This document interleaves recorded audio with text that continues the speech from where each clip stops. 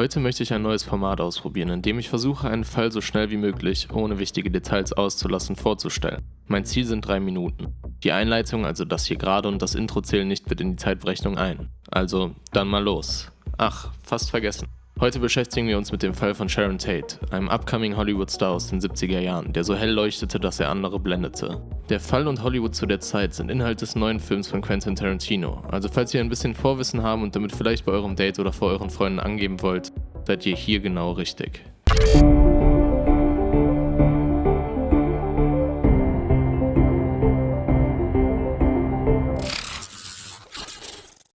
Sharon Marie Tate wurde am 24. Januar 1943 in Dallas, Texas geboren. Nur 6 Monate nach ihrer Geburt gewann sie ihren ersten Schönheitswettbewerb, den Miss Tiny Tot of Dallas Pageant.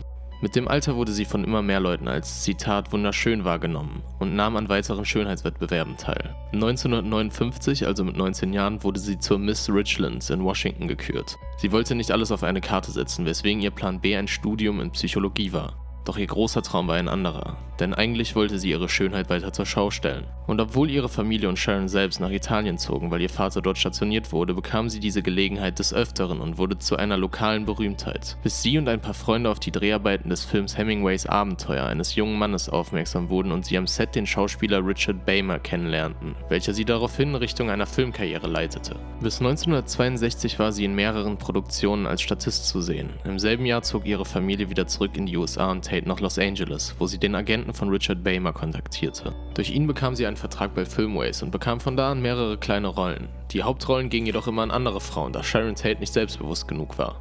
2 Jahre später, 1964, lernte sie Jay Sebring, einen ehemaligen Seemann, der sich als erfolgreicher Hairstylist in Hollywood durchgesetzt hat, kennen. Sharon und Jay führten eine glückliche Beziehung. Tate beschrieb ihn als besonders zuvorkommend, lehnte aber seinen Heiratsantrag, den er ihr im gleichen Jahr noch machte, ab.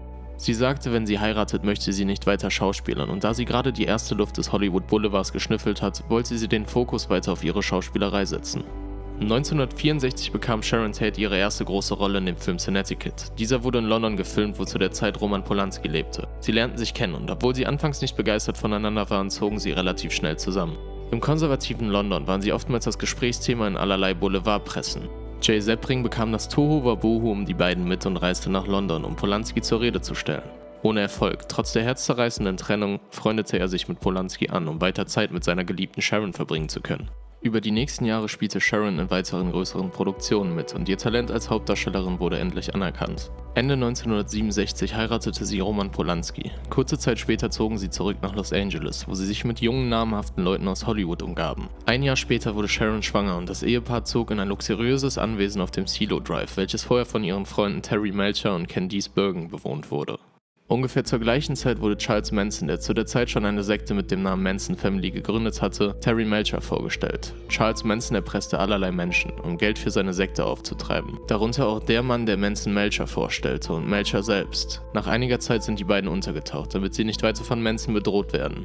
Manson glaubte, dass 1969 in seinen Worten Rassenunruhen entstehen werden und die Schwarzen anfangen werden, reiche Weiße zu töten und man nur in Sicherheit wäre, wenn man sich ihm anschließen würde. Er hielt seine Sektenmitglieder dadurch zusammen und weil es nicht zu solchen Rassenunruhen kam, sagte er zu einigen seiner Gefolgsleute, dass man, Zitat, den dummen Schwarzen zeigen muss, wie man Weiße tötet. Um Aufmerksamkeit zu erregen, wählte er Prominente als seine Ziele aus, darunter auch das Haus Melchers. Man weiß nicht genau, ob Manson dachte, Melcher wohne immer noch dort oder wusste, dass mittlerweile Sharon Tate dort wohnt, denn nach Zeugenaussagen von 2 Männern, die im Gästehaus auf dem Grundstück wohnten, schaute er sich ein paar Wochen vor der Tat dort um. Sharon Tate war mit 3 ihrer Freunde, unter anderem auch Jay Sebring, abends etwas essen. Danach kehrten sie gemeinsam zu ihrem Haus zurück. Gegen Mitternacht betraten die 4 Mitglieder der Manson Family das Grundstück und stiegen von da aus ins Haus ein.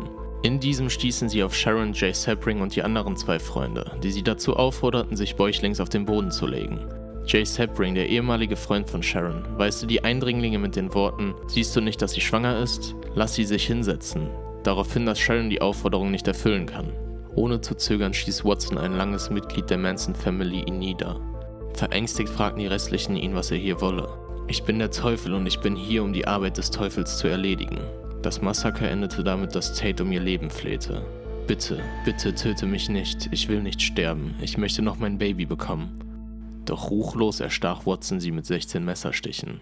Nachdem sie das Haus verlassen haben, schrieben sie noch das Wort Pig mit dem Blut Sharons an die Haustür. Ich weiß nicht, wie viel der Film Tarantinos behandelt und wo er in der Geschichte anknüpft, aber um mögliche Spoiler vorzubeugen, gehe ich nicht weiter auf die Gerichtsprozesse, die den Taten folgten, ein. Und ich habe natürlich die 3 Minuten überschritten.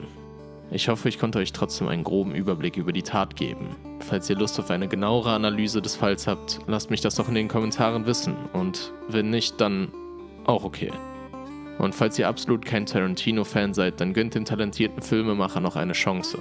Und wenn ihr dann immer noch keine Fans seid, dann weiß ich leider auch nicht weiter. Das hier ist nur ein kleines Special und das wird nicht zur Norm, außer ihr habt Bock darauf, dass ich versuche, Fälle innerhalb von 3 Minuten vorzustellen, was in meinen Augen unmöglich ist. Ach, und noch das Übliche. Ein Abo, Like, Kommentar ist gerne gesehen. Vielen Dank fürs Zugucken, gute Nacht und vielleicht viel Spaß bei Once Upon a Time in Hollywood.